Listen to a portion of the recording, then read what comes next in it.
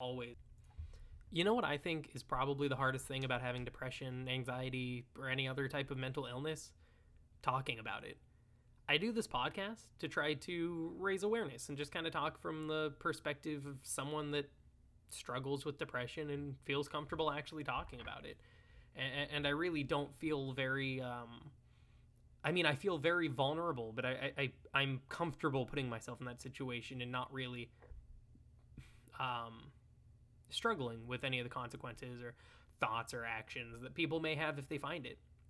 But what's weird is the fact that sometimes it can be very difficult to talk about it. Yes, from the vulnerability standpoint, but also due to the fact that uh, people don't know how to respond. And a really easy response to learning about depression or learning about someone that has it is to never question it and try to tiptoe around them. And I'm going to talk about how I've personally tried to get around that and kind of cope with it.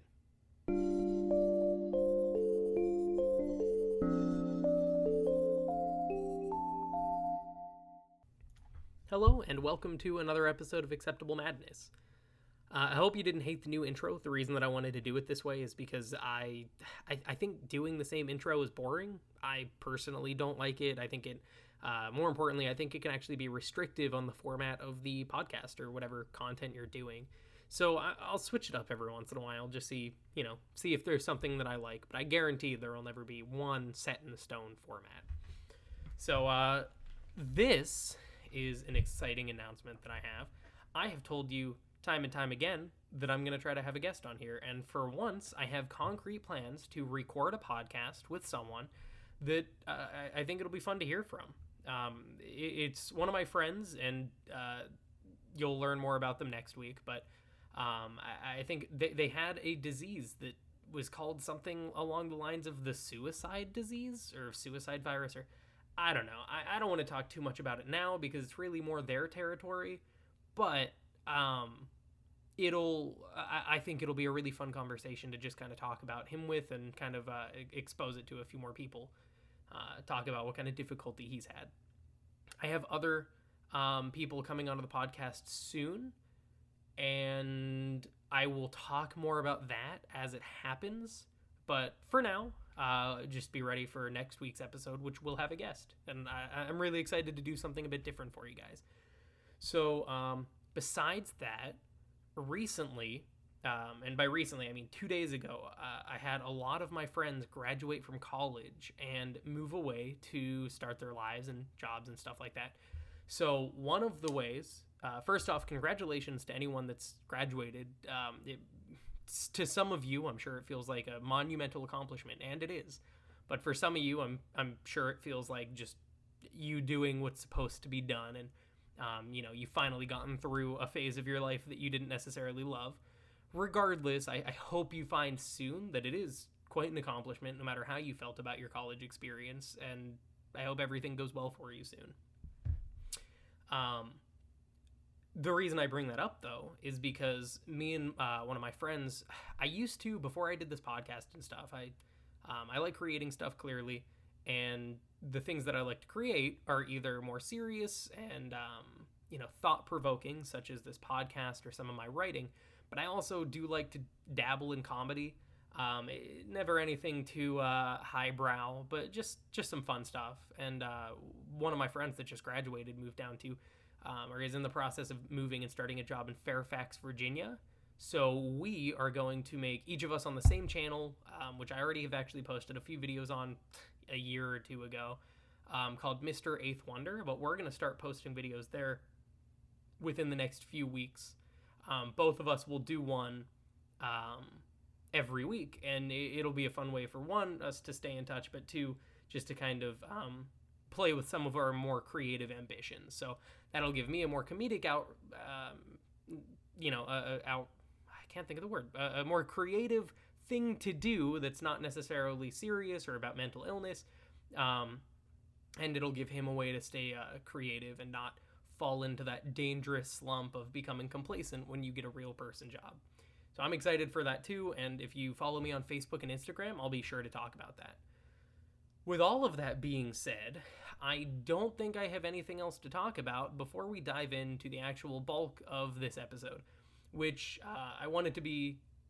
I say that every time too. It's going to be about perception. The perception that people have when you have a mental illness of any type.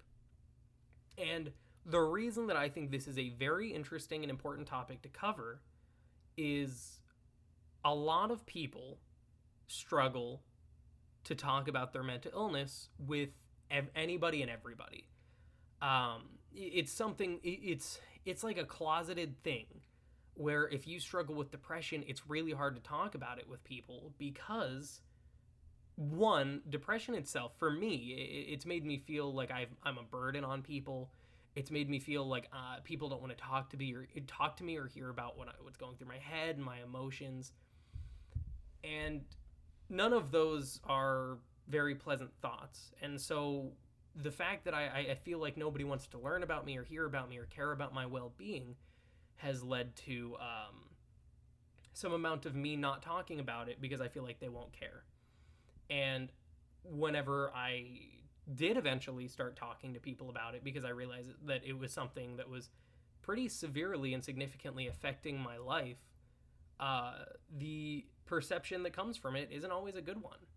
Sometimes it's really hard to tell people that I struggle with depression and anxiety. But the thing is sometimes it's just really important to say that. Having a mental illness is not a problem. Having a mental illness and not addressing it starts to lean more that direction, because it can be very hard to address it and talk about it and find people that actually are going to give help or feedback or real compassion. And that makes it scary. And sometimes when I've talked to people about it, they don't know how to respond. I recently was talking to someone who they, I'm pretty open about what kind of thoughts I have, whether they're suicidal or whether they're, based on me, like sabotaging a relationship that I have or something like that. But I've talked to someone and a few people recently where they'll hear what I'm talking about and the fact that sometimes I have suicidal thoughts. And honestly, more often than not, I think about it. And then they grow hesitant to talk to me about something that could be a bit more serious, whether it's like the loss of a loved one or something that's not necessarily, or it doesn't really have any positive spin to it. I had one person who was hesitant to reach out to me and talk to me about something that they weren't thrilled that I was doing. I can be very bad at keeping up with people, especially if there's a lot of miles between us, and I'm kind of bad at maintaining relationships and friendships that way. And it's a flaw that I know I have, and it's one that I actively work on, but sometimes I just need a kick in the ass to kind of figure out that it is something that I need to work on. But someone that was having that problem with me, where they felt like they were doing a lot more of the lifting in the relationship, they were hesitant and a little afraid to bring it up to me, because they didn't want it to be like, well, Scott, I wish you were pulling more weight in this conversation. And then they didn't want me to go and fucking kill myself. Like, they didn't want me to go and do something drastic or self-harming. And I understand why those thoughts would go through their head. I talk about suicide. I talk about it openly. I talk about the fact that I have thought about killing myself, and I do basically every day. And I talk about the fact that it's an ongoing process and that depression never ends. It's just something that you live to deal with and live to kind of have a mutual respect for. Not because you're happy to have it, but the reason I try to respect it is because I know what it does to my brain, and I need to understand it and respect what it does to me so that I can work to prevent the more negative aspects of it. But the whole reason that I do this whole podcast, the whole reason that I write, there are a lot of reasons there. One of them is it's a creative and comfortable outlet for myself. I like talking about it, and I like the feeling that I can reach out and help people, because that makes me feel better about myself personally, along with me dealing with the negative and depressed thoughts that can go through my head. The other thing is I feel like a lot of people, especially people that have the power to talk to large groups of people, like celebrities or influencers of any type, if they have a mental illness, it's generally perceived as something that is not great to talk about because it could potentially damage a reputation, or it's just not the kind of thing that a lot of people would want to hear about. Like, if you're a stand-up comedian and you go and tell people that you think about killing yourself, I feel like a lot of people aren't, they're just like, it's the same thing that happens whenever an actor or anyone gets into politics. A lot of their fans will be like, well, we follow you because we want to watch you. We want you to make us laugh. We don't care about what your political views are or what kind of mental illnesses you have. They just want one thing, and that's comedy. And I know a lot of people that are influencers would think that that's a really, really terrible thing, and it sucks to be put in that box. But I personally think that can be very productive, because if I go and let's say, I'll bring up a comedian. I've been watching the show AP Bio, which is better than I expected it to be. But there's an actor or a comedian, Patton Oswalt, on there. And one of the things that I remember from Patton Oswalt before AP Bio is I remember watching a stand-up routine by him where he struggles with depression. And he was talking about being in like a grocery store and being by the frozen food section looking at lean cuisine, and Africa by Toto came on, and that was one of the most suicidal, depressed moments he's ever felt in his life. And while he was talking about it, because of how ridiculous it sounds, everybody in the audience was laughing, and it was hilarious. And well, first off, I related to it a lot, although I love Africa. But it was something that it was done in a very comedic way, and it was really respectable. Now, if someone goes to watch a comedian, like, I'll use an example that I can think of in my own life. Gabriel Iglesias. I think his impressions are good. I used to like him a lot more whenever I was younger. It's pretty relaxed humor, pretty family friendly. It's nothing like hard to watch or think about. But there was one episode where he had a health scare. Or one stand-up routine, and he had a health scare, and he talked about that health scare. And I was bored out of my mind, not because I don't care about Gabriel Iglesias. It's not because I want him to have any health scares. It's because I was watching that stand-up routine to laugh. And when I didn't laugh, and it had a very serious tone, I checked out. I was not interested. I actually turned it off and watched something else. And maybe that's closed-minded by me, and if it is, so be it. But at that moment, I was just looking to laugh. And so when people talk about mental health, a lot of the time it's from people that have gotten to a place of status through means that are not mental health related, such as Patton Oswalt getting and becoming a comedian, and then he was a comedian first, and then he has depression that's just part of him as a person. So if people want to laugh and watch Patton Oswalt, they might not want to hear this, potentially dark, really forward, vulnerable conversation about it. And I think that's fine. And part of the reason is because, again, people will go to like a comedian if they want to laugh, and it stops at that. Now, the reason that I say that is because I wanted to start this podcast and some of the other stuff that I do with the intention of it being about mental health, because I think starting from that standpoint, although it can be very difficult to rise to, having a notoriety or an audience, I think it's important to have people out there that are more focused on just mental illness as opposed to starting somewhere else, getting famous, and then focusing on mental illness. Because then mental illness is not the focal point of a conversation. It becomes the kind of, just a side type thing. Like, and I think it's important to have people out there that are going to be talking about mental illness in a very, very forward way. So what does this have to do with perception? When someone talks about it and they have another upbringing or another following due to comedy or something, and someone brings up depression and it's not done in a comedic way, people don't care. The perception is negative. if I talk about it, right now the platform that I'm kind of building is based on mental illness and depression and anxiety. And anytime I mention depression, I really just mean mental illness. I feel like a lot of them, everybody has their own struggles that come with their own mental illness, but mine, just the two that I'm most familiar with, happen to be depression and anxiety.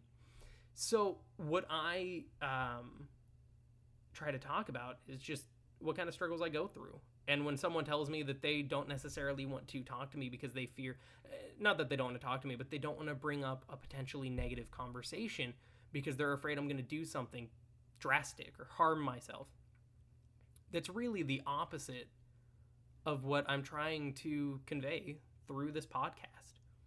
The whole reason that I do this is because I want people to listen and hear about depression and know that it's a bitch and that it sucks. But underneath the potentially cold, hard, sometimes unemotional shell is just another person who still needs all the same kind of care, compassion, responsibility, love that anyone not struggling with mental illness has. So I think it's really important to have people out there that can help the general populace who doesn't struggle with mental health or mental illness understand that just because someone struggles with it doesn't mean you need to change really anything. Life is full of really unpleasant things, uncertainties, confusion, struggles, and all of those things are what make people grow to be better people and better adults and have more humility and compassion and empathy as they grow up. All of those things do it. If I was talking to me from 5 years ago, I'd want to beat the shit out of me because I was just an asshole. And I can still be an asshole, but it's really not, in terms of character, the amount that I've grown has been wonderful. And the reason that I can say that and not feel arrogant is because I've felt how good growing and maturing can feel. Like, I have a better respect for both of my parents. I have a better respect for my siblings, my friends, my girlfriend, people as a whole. I have a way better respect for the people that I've never met before and that I know go through their own struggles every day. And, you know, they struggle with their job, they struggle with their health, they struggle with their family, they have all these problems, but at the end of the day, it's just people trying to live and do their best. And so is everybody with mental health. And it's kind of a disservice if someone with depression is sheltered by other people, because then they're put into a bubble, and if the real world is not going to treat them how the real world should, then they're fucked. Like, if you learn at a really young age that you have depression and then you're sheltered from every sort of negativity that comes, then when you hit adulthood and, you know, your parents or your whoever is doing the sheltering isn't around all the time, you're gonna take reality and it's gonna hit you like a truck. And when that happens, I feel like that kind of shock is the thing that could do the most damage. I think that the best thing excuse me, I think that the best thing to do is to let people with depression feel the effects of the outside world. If someone dies, a dog, a family member, then the best thing to do isn't to shelter them from it. It's not to tell them about it and walk away and be like, yo, your grandpa died. Like, that's not healthy. I think the best thing to do is maybe, instead of just having it be, hey, your grandpa died, or, you know, we're getting a divorce, or all of these other terrible negative things that could potentially happen.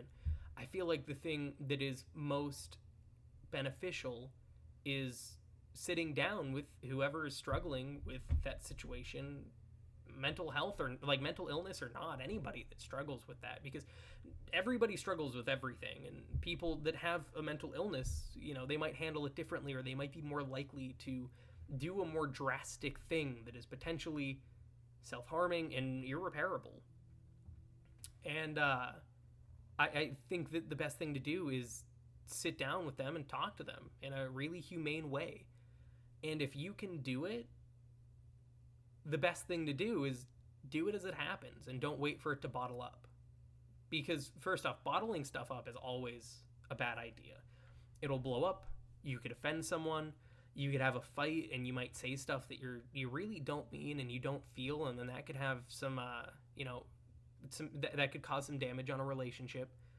And there are tons of other reasons not to bottle stuff up, like actual health wise, like blood pressure and stuff like that. Now, even though my last episode was about working out, I do focus a lot more on the mental side, because I think you need to fix mental health before you can fix physical, or else there's going to be some potentially reverse factors working there. Like, you could go to the gym and then you're depressed and come home and all you want to do is eat ice cream because you want comfort food. So, but what I'm saying is, just no matter who the person is and no matter what kind of issues they have, for my experience, I don't think you should ever shelter someone from it, or you should ever hold back for fear of offending them. Or I think the best thing to do is to figure out what's upsetting you, what's bothering you, what qualities about that person are at that moment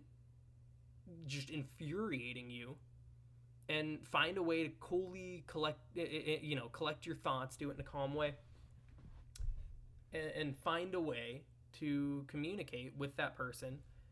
And if they have depression, or if they struggle with mental illness, or if they have some anxiety, don't be afraid if they struggle with the thought, or if they aren't necessarily comfortable handling that, because if they don't handle it now, then they're never going to handle it.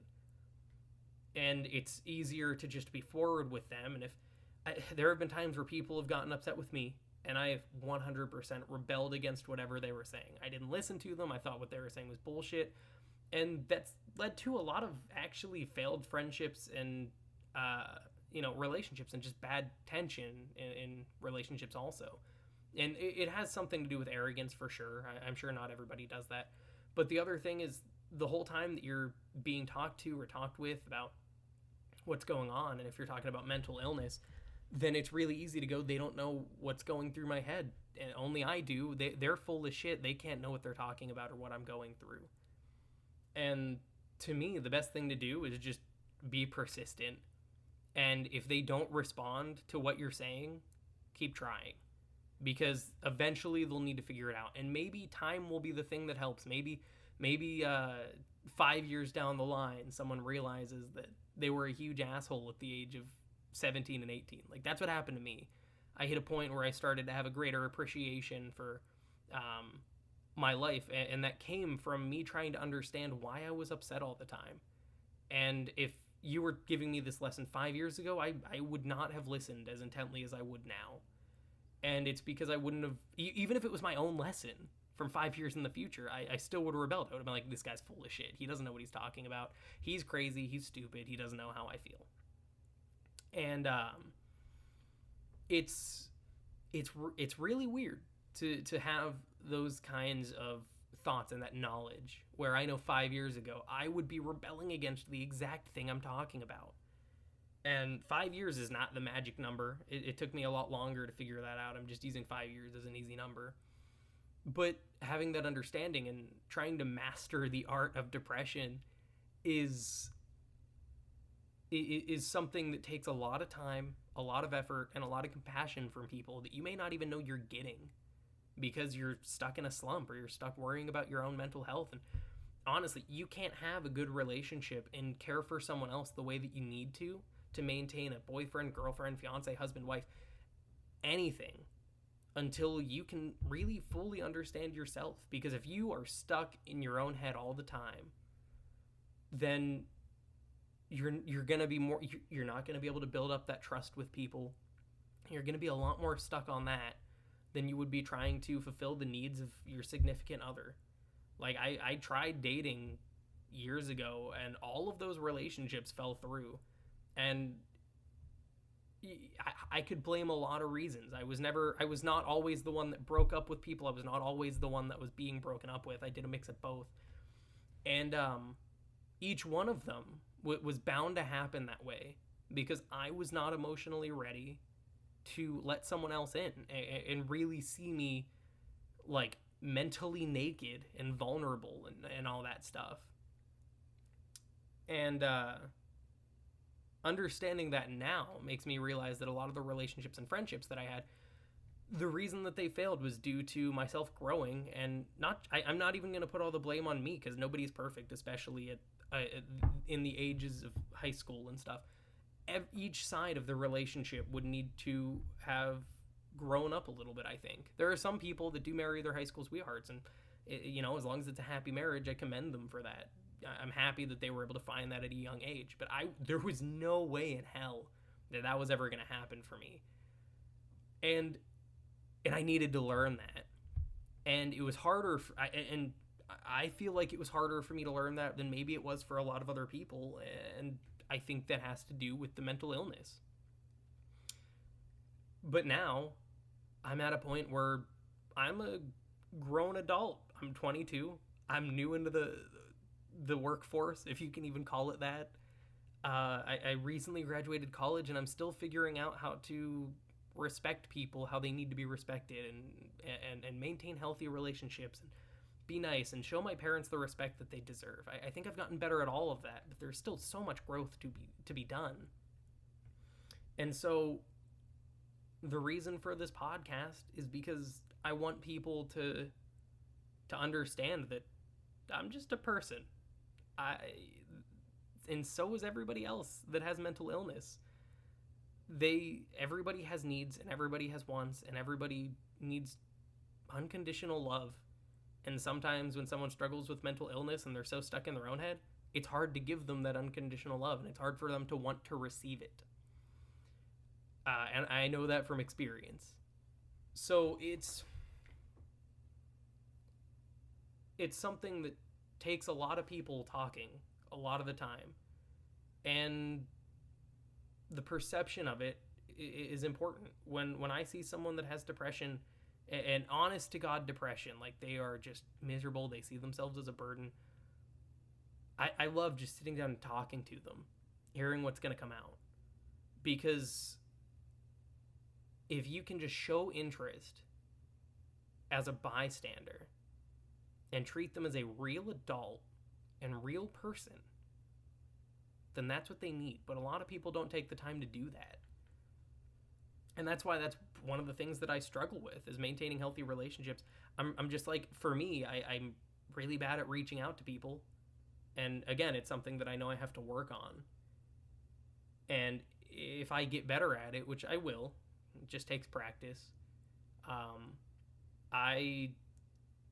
be able to see people more as human beings than I will people that I need to talk to through obligation and stuff like that.